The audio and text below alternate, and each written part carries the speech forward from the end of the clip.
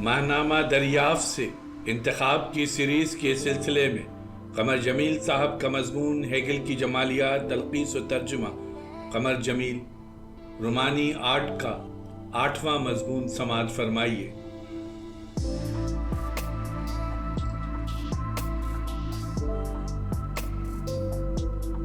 شجاعانہ وفاداری محبت اور دوستی کی وفاداری سے مختلف ہوتی ہے، کیونکہ محبت اور دوستی میں وفاداری برابر کے لوگوں کے درمیان ہوتی ہے، شجاعانہ وفاداری میں نہیں۔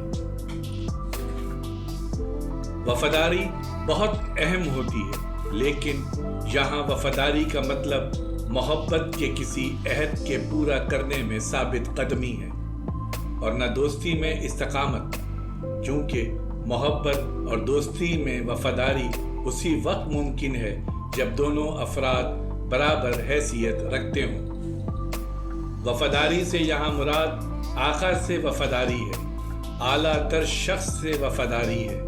اس کی بہترین مثال یولیسس کے چرواہے میں ملتی ہے، جو اپنے گلے کی نگہبانی میں انتہائی محنت کرتا تھا، اپنے آقا کے لیے فکر مند رہتا تھا، اور آقا کی عدم موجودگی میں جب اس کی بیگم کے امیدوار پیدا ہو جاتے ہیں تو یہ چرواہا ان کا دشمن بن جاتا ہے۔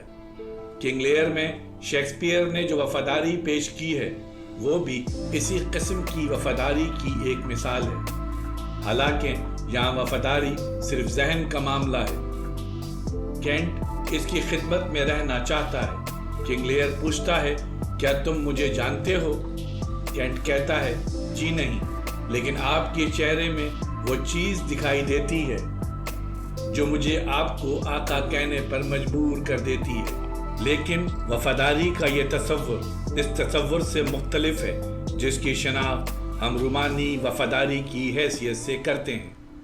اس وفاداری میں غلام کو آقا سے جو تعلق ہوتا ہے وہ کتنا ہی خوبصورت اور متاثر کن کیوں نہ ہو، جہاں تک مقصد اور اعمال کا تعلق ہے اس میں خود مختاری نہیں ہوتی، لیکن جب ہم رومانی وفاداری کا ذکر کرتے ہیں تو اس سے ہماری مراد بہادر سردار نائٹس کی وفاداری ہوتا ہے۔ شہنشاہ، بادشاہ یا شہزادے سے اطاعت کے حلف کے باوجود یہ سردار اپنی خود مختاری کو قائم رکھتے ہیں۔ شجاعت چیولری میں اس میں خود مختاری کو اعلیٰ ترین اہمیت حاصل ہے، چونکہ اسی سے معاشرے کی بنیادیں پڑتی ہیں، اور یہی معاشرے کی سب سے خاص بنیاد ہے، کم سے کم اس وقت جب معاشرے کی ابتدا ہو رہی ہو، اور جب اس میں حب الوطنی کے وہ بندھن نہیں ہوتے جن کا تعلق معروضی اور آفاقی قدروں سے ہوتا ہے۔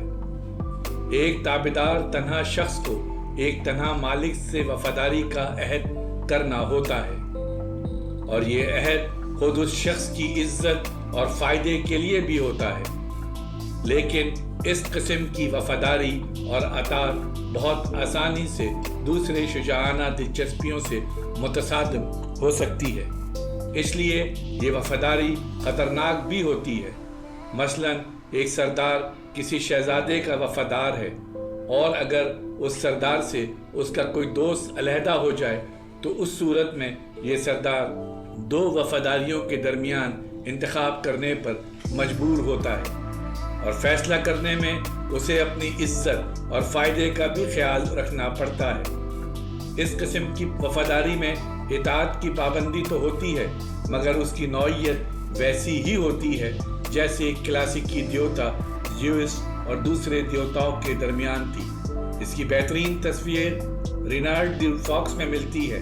اس نظم میں مملکت کے امراء صرف اپنی ہی خدمت کرتے ہیں۔